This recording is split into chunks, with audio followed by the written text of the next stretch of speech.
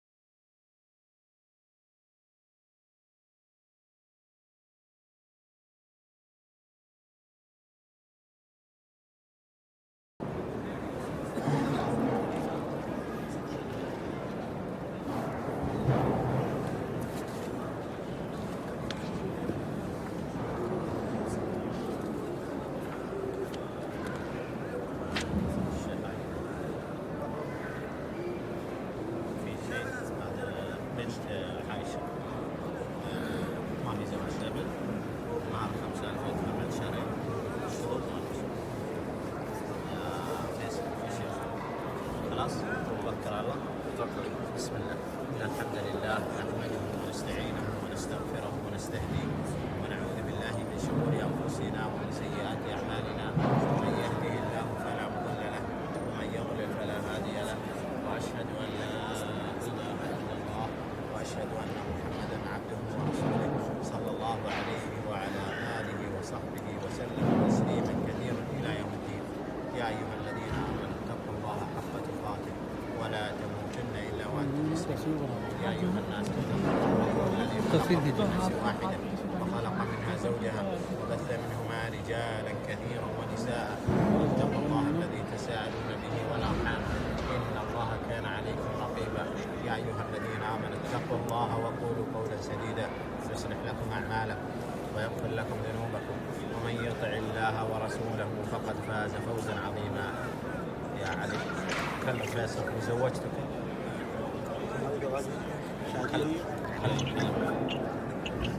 كلم زوجتك ابنتي عائشة على كتاب الله وسنة رسوله صلى الله عليه وسلم. قبلت هذا النكاح؟ وقبلت؟ أيوة قبلت. كلم زي قبلت؟ أي قبلت هذا النكاح؟ هذا النكاح ورضيت به. بارك الله لهما وبارك عليهما وجمع بينهما بخير.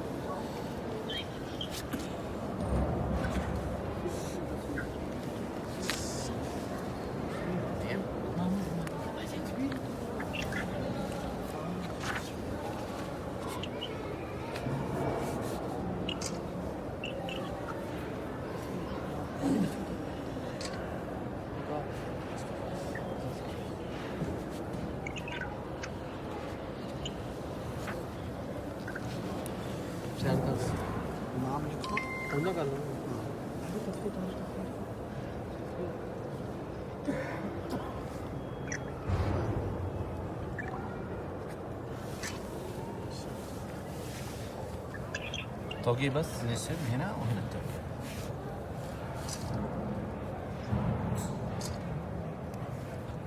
بارك الله بارك فيك. الله يسلمك ويجمع بينكم خير. وين عامر؟ عامر اسم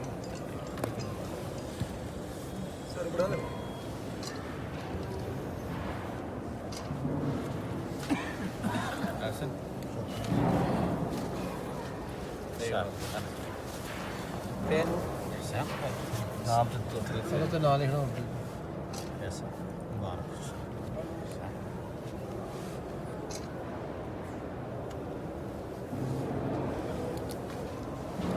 بارك الله يبارك لكم ويجمع بينكم خير.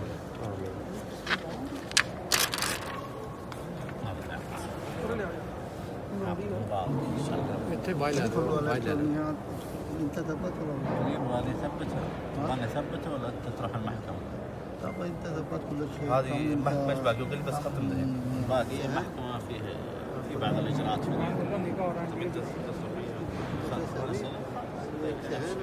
خالص. خلاص الأحد اتصل علي يكون جاهز إن شاء الله. أيوة أيوة. بارك إن شاء الله. الله يسلمك. الله الله يسلمك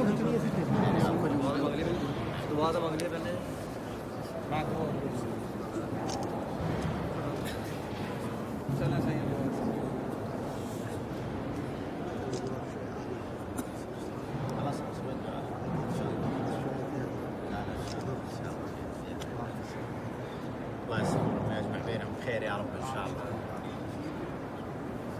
يجمع بالرياء الصالحه يا رب.